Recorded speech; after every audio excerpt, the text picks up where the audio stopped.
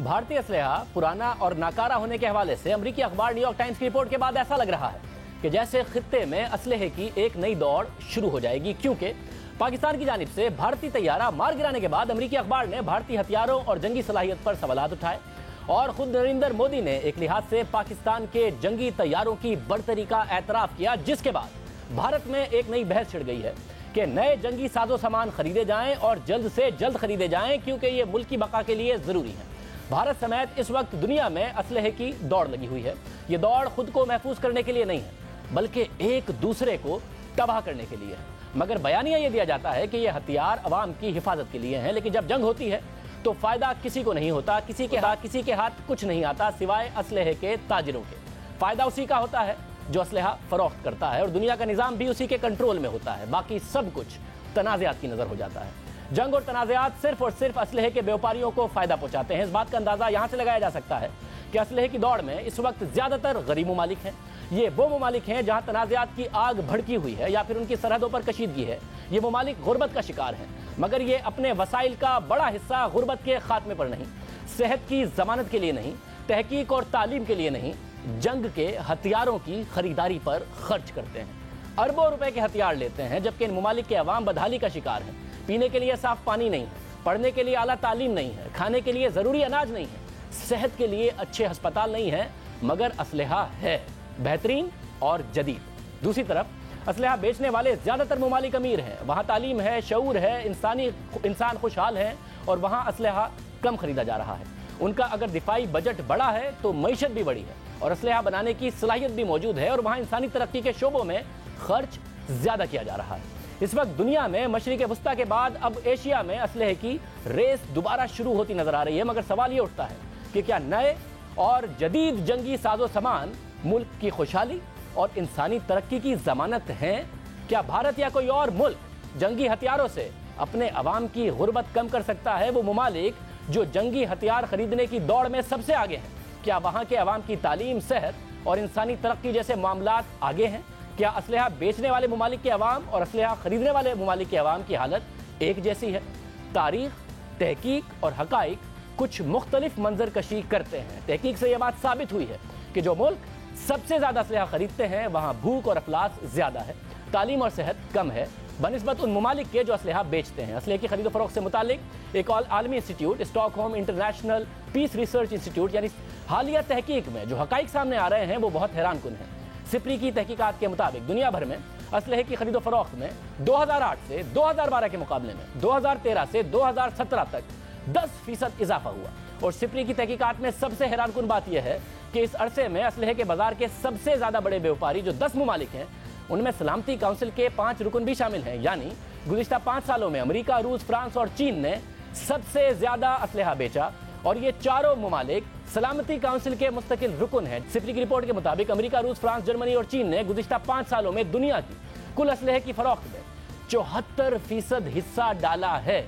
इसी तरह असलहे के सबसे बड़े व्यापारियों में सलामती काउंसिल के 5वें मुस्तकिल रुकन बरतानिया का 6ठा नंबर है, 7वें नंबर पर स्पेन, 8वें नंबर पर इसराइल, 9वें नंबर पर इटली, जबकि 10वें नंबर पर हॉलैंड। दूसरी तरफ 2013 से 2017 में जिन 10 ममालिक ने सबसे ज्यादा असलहा खरीदा उनमें भारत सबसे आगे है, यानी पहले नंबर पर सऊदी अरब, दूसरे नंबर पर मिस्र, तीसरे नंबर पर मुत्तहिदा अरब अमारात, चौथे नंबर पर चीन, 5वें, ऑस्ट्रेलिया 6ठे, अल्जीरिया 7वें नंबर पर है, इराक 8वें नंबर पर, जबकि पाकिस्तान का 9वां नंबर है और इंडोनेशिया 10वें नंबर पर है। यानी जो 10 ममालिक असलहे के सबसे बड़े व्यापारी हैं वो सारे अमीर हैं, वहां इंसानी तरक्की ज्यादा है, जबकि उनमें एक मुस्लिम मुल्क शामिल नहीं। दूसरी तरफ असलहा खरीदने में जो मुल्क सबसे ज्यादा आगे हैं उनमें बेशतर गरीब ममालिक हैं, वहां इंसानी तरक्की बहुत कम है और इन 10 ममालिक में से 7 मुसलमान ममालिक हैं। सिर्फ यही नहीं, अगर हम असलहा बेचने वाले ममालिक की इंसानी तरक्की और दूसरी तरफ इस असलहा खरीदने वाले ममालिक की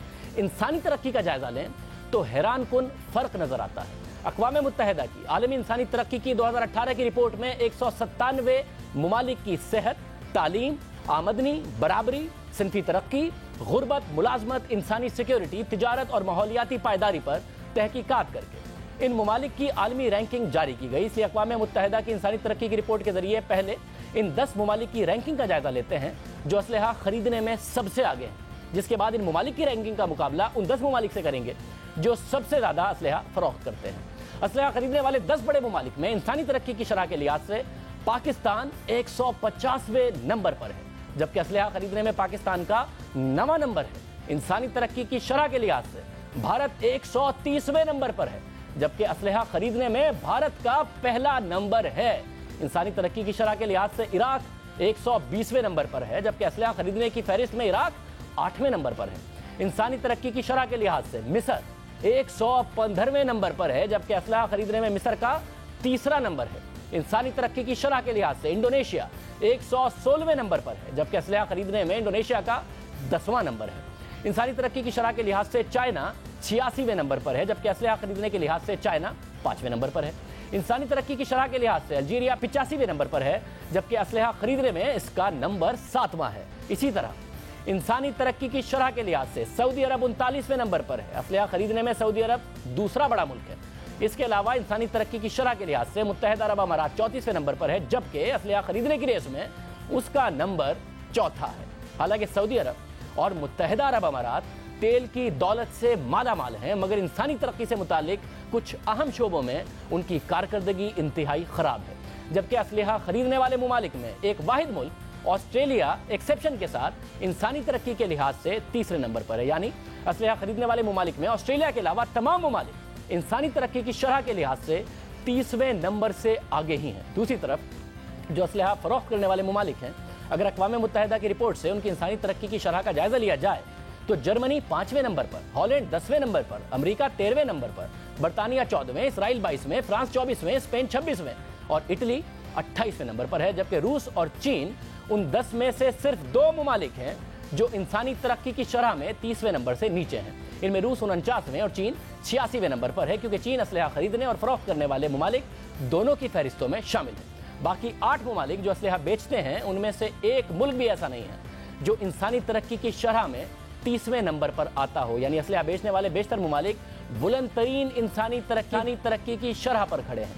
यानी असलहा बेचने वाले तकरीबन बेशतर ममालिक की आवाम खुशहाल हैं, तालीम याफ्ता हैं, सेहतमंद हैं, जबकि इसके मुकाबले में सबसे ज़्यादा असलहा खरीदने वाले बेशतर ममालिक की आवाम बदहाल हैं, अनपढ़ हैं और ख़राब सेहत के साथ अपनी ज़िंदगी गुजार रहे हैं। दूसरी तरफ दुनिया में असलहे के कारोबार में अमेरिका का सबसे ज़्यादा यानी 34% शेयर है।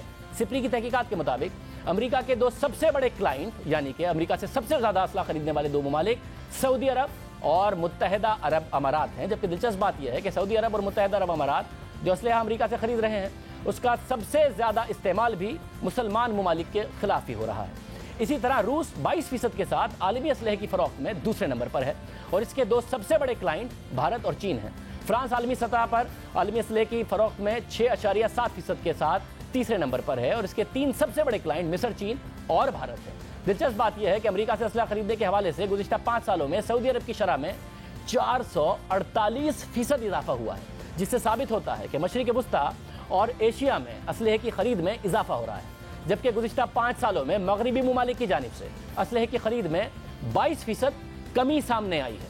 यानी जो ममालिक असलहा खरीदते जा रहे हैं वहाँ इंसानी तरक्की कम होती जा रही है, जबकि अमीर मगरबी ममालिक असलहा फरोख्त करते जा रहे हैं और वहाँ इंसानी तरक्की बढ़ती जा रही है। अब हथियार जंग की अलामत तो हैं और जंग से ताकत का मुजाहरा भी हो सकता है, मगर असलहे की ताकत से ममालिक में खुशहाली नहीं आती। इंसान आबाद नहीं होते, असलहा भूख नहीं मिटा सकता, असलहे से आप अपने जिस्म को ढांप नहीं सकते, असलहे की स्याही तालीम नहीं मौत देती है। जंग इंसान को ही नहीं बल्कि इंसानियत को भी नेस्तो नाबूद कर देती है। खुशहाली तालीम से आती है। तालीम तहकीक की बुनियाद बनती है। तहकीक दकियानूसी रिवायात और ख्यालात पर सवालात उठाती है। सवालात मुहज़्ज़िब मुआशरे के लिए रास्ता हमवार करते हैं और मुहज़्ज़िब मुआशरे में ही इजादात होती हैं और इजादात से ही इंसानी तरक्की मुमकिन हो पाती है। मुआशरा जिद्दत की तरफ बढ़ता है, मगर जंग मुआशरे को मुंजमिद कर देती है। जंग तबाह और बर्बादी के सिवा कुछ नहीं लाती। जंग की कीमत मईशत और इंसानों को अदा करनी पड़ती है। 2015 के दादोशुमार यही बताते हैं।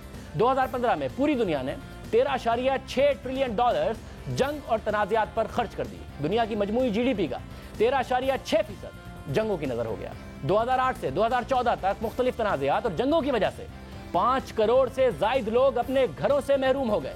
उन्हें नकल मकानी करना पड़ी या फिर उनके घर जंग की नज़र हो गई। यह तादाद दूसरी जंग अज़ीम के बाद सबसे बड़ी तादाद है। इन मुहाजिरीन पर 2014 के दादोशुमार के मुताबिक 128 अरब डॉलर्स खर्च हुए।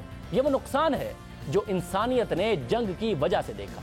जंग के नुकसानात तबाहकुन हैं, मगर फिर भी जंग की तबाही के लिए हथियार खरीदे जाते हैं, और वो भी इस सूरत हाल में जब खित्ते में सबसे बड़ा मसला गुर्बत है। लेकिन गुर्बत के खात्मे के लिए सिर्फ सियासी बातें की जाती हैं, इकदामात नहीं किए जाते। खुद भारतीय वज़ीर आज़म नरेंद्र मोदी माजी में कह चुके हैं कि मुकाबला करना है तो गुर्बत पे करें। 2.5 साल पहले दावा तो ये किया था, मगर अब जंगी जुनून सवार है, इलेक्शन होने वाले हैं, तो समझना ये होगा कि गुर्बत का मुकाबला असलहा खरीद कर नहीं, अमन और सलामती के जरिए ही मुमकिन हो सकेगा। क्योंकि centre for monitoring Indian economy की अपनी हालिया रिपोर्ट के मुताबिक भारत में मुलाजमतों की शरह माजी के मुकाबले में गिर चुकी है। रिपोर्ट के मुताबिक इस वक्त भारत में बेरोजगारी की शरह 7.2% तक पहुंच चुकी है, जो गुज़िश्ता 2 सालों की बुलंद तरीन सतह है। जबकि जनवरी में CMI की एक रिपोर्ट में दावा किया गया था कि 2018 में भारत में 1 करोड़ लोगों को मुलाजमत से हाथ धोना पड़ा था। मगर फिर भी भारत में बेरोजगारी मिटाने की बातें कम और जंग की बातें ज्यादा हो रही हैं। जंग ज़्यादा इलाकों की वहशत क्या होती है, वहाँ इंसानी बहरान की क्या कैफियत होती है, इसका अंदाज़ा उन हालात में रहकर ही पता चलता है। टेड के आलमी प्लेटफॉर्म पर जहाँ दुनिया भर से हर शोबे के एक्सपर्ट आते हैं और अपने तजर्बात बताते हैं, वहाँ एक गैर मुल्की खातून डॉक्टर समांथा नट, जो कि यूनिसेफ के मिशन पर जंगज़दा इलाकों में इंसानी बहरान का जायजा लेने के बाद वापस आती हैं और टेड के इस प्लेटफॉर्म पर जंग से मुतालिक अपने तजर्बात बताती हैं, और ये भी बताती हैं कि जंग से फ़ायदा कौन उठा रहा है और नुकसान कौन। इसलिए भारत समेत दीगर तमाम ममालिक को सोचना होगा कि अगर अमन चाहिए तो सियासत नहीं, ज़बानी जमा खर्च नहीं, इंतखाबात के लिए मजहब और जंगी जुनून का इस्तेमाल नहीं, बल्कि अपनी आवाम की खुशहाली, उनकी तालीम, सेहत, सिंफी तरक्की और बराबरी और आज़ादी इजहार राय को बेहतर बनाने के लिए इकदाम करने होंगे। तमाम मामलों पर बात करेंगे। प्रोफेसर आदिल नजम हमारे साथ मौजूद हैं, आप डीन हैं बॉस्टन यूनिवर्सिटी के। बहुत शुक्रिया आदिल नजम साहब, इन मुख्तलिफ मामलात पर आप लिखते रहते हैं, इसके अलावा आपकी तहकीक है। आप समझते हैं कि जो इस वक्त जंगी जुनून सवार है, भारत में इलेक्शन होने वाले हैं, नरेंद्र मोदी का जो बयानिया है, बहुत खतरा है कि खित्ता जंगी हथियारों की दौड़ की तरफ ना चला जाए। और आप समझते हैं जो हकाइक हमने सामने रखे हैं, हर वो डॉलर जो आप जंगी हथियार पर खर्च करते हैं, ये वो डॉलर है, ये वो रुपया है जो कि अवाम की फलाह पर, तालीम और तरक्की पर खर्च हो सकता है। बिल्कुल बिल्कुल। पहली चीज तो ये है कि देखें, डॉलर होता है। डॉलर जो है उसको आप बच्चे की खुराक पे खर्च कर दें या आप गोली लेने पे खर्च कर दें, ये आपकी मर्जी है। लेकिन इसमें एक और भी बड़ी अहम चीज है जो आपने जिस तरह जिक्र किया, ये जितने ममालिक जिनकी आपने भी बात की, ना सिर्फ इनकी जो खरीद रहे हैं ये हथियार, ऐसा भी नहीं है कि इनकी सिक्योरिटी को ये बहुत मुस्तहकम हो गए हैं, ये बड़े जो है कामयाब सिक्योरिटी। ये अगर आप सारे ममालिक देखें, पाकिस्तान देख लें या भारत देख लें, या तो ये हो ना कि हमने हथियार खरीदे और बड़ा अमन आ गया, तो ना अमन आया और ना ही तरक्की आई। तो एक इसमें अगर मैंने बहुत साल पहले एक किताब लिखी थी पाकिस्तान और साउथ एशिया के बारे में, उसमें एक छोटा सा एक अदाद शुमार जो हमारा निकला था, मैं अगर आपके सामने रखूं कि उस वक्त जो थे 60 साल पाकिस्तान और भारत की कशीदगी, आप जंग ही समझे, 60 साल हो चुके थे जब हमने वो लिखी। उस 60 साल में जो टोटल नंबर ऑफ बच्चे, चिल्ड्रन ओनली, जो न्यू दिल्ली ओनली में, सिर्फ न्यू दिल्ली के शहर में सिर्फ पानी की वजह से जिनकी हलाकत हुई थी, उसकी तादाद ज्यादा थी बनिस्बत उन तमाम फौजियों की जो भारतीय फौजी पाकिस्तान की हाथों मारे गए। और यही बिल्कुल नंबर कराची के लिए दुरुस्त। अब एक जो बच्चा जो है जिसकी हलाकत जो है पानी की वजह से होता है, चाहे वो wrong end of the tap हो, चाहे wrong end of the gun हो, हलाकत तो हो गई। उसकी माँ को यह समझाना कि हम वो पैसे जो तरक्की पे ना खर्च कर सके, उससे उसकी जो है किसी तरह सिक्योरिटी बढ़ गई, ये बड़ा मुश्किल काम। ये बताइएगा कि ज़ाहिर फिर एक कॉन्स्पिरेसी थ्योरी भी होती है। अब आप अमेरिका में हैं, यहाँ पर बैठकर कुछ कॉन्स्पिरेसी थ्योरीज ये भी कहते हैं कि इस खित्ते को लड़वाते हैं मगरबी ममालिक, जो अपनी मुख्तलिफ प्रॉक्सीज के जरिए, चाहे अरब ममालिक के दरमियान हो और इसके अलावा इस खित्ते के मुख्तलिफ ममालिक के दरमियान हो, ताकि असलहा बिके। किस हद तक आप समझते हैं कि ये कॉन्स्पिरेसी थ्योरी, ये साजिशी नजरिया दुरुस्त है? देखिए, मेरे ख्याल में पूरी तरह ये दुरुस्त नहीं है। लड़ने के लिए हमारे पास पहले ही बड़े बहाने हैं। या तो हमें बड़ी कोई कमी हो लड़ने झगड़ने के लिए रीजन ढूंढने का, तो हमें बड़ी खुद कफालत है लड़ने के बहाने ढूंढने में। लेकिन जब हम लड़ने लगते हैं तो यकीनन जो कंपनियां, उनका काम ही ये है, जिन मालिक का काम ही ये है कि वो इससे पैसे कमाएं, और ना सिर्फ पैसे कमाएं लेकिन ये बहुत लुक्रेटिव। और हमेशा तारीख में, हमेशा आप पिछले 400, 500, 1000 साल चले जाएं, तो जो भी जंग कौन देखें, एक चीज है, जंग कौन जीतता है? जंग वो जीतता है जो हथियार बेचता है। हथियार इस्तेमाल करने वाला जंग कभी नहीं जीतता। जो इस जंग में हथियार बेचेगा वो जीतेगा। लेकिन ये कंस्पिरेसी जो है, ये कह देना कि हमारा कसूर नहीं है, मेरे ख्याल में अपने साथ झूठ बोलने के मुतरादिफ है। यकीनन जब आप अपनी कमजोरी दिखाएंगे, जब आप जंगो जदल के रास्ते पे चलेंगे, तो एकदम लोग जो हैं वो चीलों की तरह वहां पहुंच जाएंगे आपको जंग का सामान बेचने। क्योंकि नरेंद्र मोदी कहते थे कि आए गुर्बत खत्म करने का मुकाबला करते हैं, वज़ीर आज़म पाकिस्तान कह रहे हैं कि आए गुर्बत खत्म करने का मुकाबला करते हैं, मगर वहां से कोई अच्छा पैगाम आ नहीं रहा। भारत में जो इस वक्त ट्रेंड नजर आ रहा है उससे साफ लग रहा है कि उनका डिफेंस बजट बढ़ेगा, हथियारों की खरीदने पर ज्यादा पैसे खर्च होंगे, जाहिर है फिर पाकिस्तान पर दबाव बढ़ेगा कि पाकिस्तान भी हथियार खरीदे। आपको लगता है खित्ता गुर्बत खत्म करने की जगह हथियारों की दौड़ की तरफ जा रहा है, उसका खतरा मौजूद है इस वक्त आपके ख्याल में?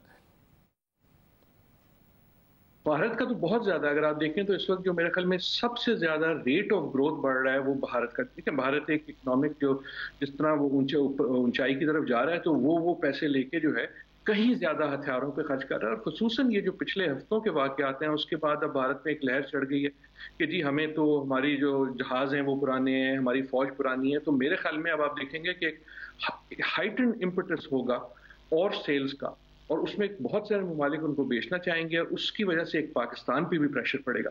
साहिर लुधियानवी की बड़ी खूबसूरत नज़म है, वो कहते थे कि जंग के और भी तो मैदान हैं, एक मैदान कश तो खून ही नहीं, हासिले जिंदगी खिरत भी है, हासिले जिंदगी जुनूब ही नहीं। तो कहने का मकसद ये है कि ये फैसला हमें करना पड़ेगा, हथियार बेचने वाले ने फैसला नहीं करना। फैसला जो है गरीब ममालिक ने करना है कि आपको अपने बच्चे की जान अजीज है या आपको अपने जहाज की रफ्तार से। बहुत शुक्रिया, बड़ी अहम बात आपकी तरफ से की। और साहिर लुधियानवी की ये नज़म जो इसी तनाजुर में कही गई थी, क्योंकि हालात नहीं बदले तो ये नज़म पुरानी होकर नहीं देती। उसका एक शेर पढ़ा आदिल नजम साहब ने, एक खूबसूरत नज़म है, उसके चंद अशार हम भी आपके सामने रख देते हैं कि खून अपना हो या पराया हो, नस्ल आदम का खून है आखिर, जंग मशरिक में हो कि मगरिब में, अमन आलम का खून है आखिर, बम घरों पे गिरें कि सरहद पर, रूह तामीर जख्म खाती है, खेत अपने जले के औरों के, जीस्त फाकों से तिल मिलाती है, टैंक आगे बढ़ें या पीछे हटें, कोक धरती की बांझ होती है, फतह का जश्न हो कि हार का सोग, जिंदगी मैयतों पे रोती है। जंग तो खुद ही एक मसला है, जंग क्या मसलों का हल देगी, आग और खून आज बख्शेगी, भूख और एहतियाज कल देगी। इसलिए ए शरीफ इंसानों, जंग टलती रहे तो बेहतर है, आप और हम सभी के आंगन में शमा जलती रहे तो बेहतर है। बरतरी के सबूत की खातिर खून बहाना ही क्या जरूरी है, घर की तारीकियां मिटाने को घर जलाना ही क्या जरूरी है।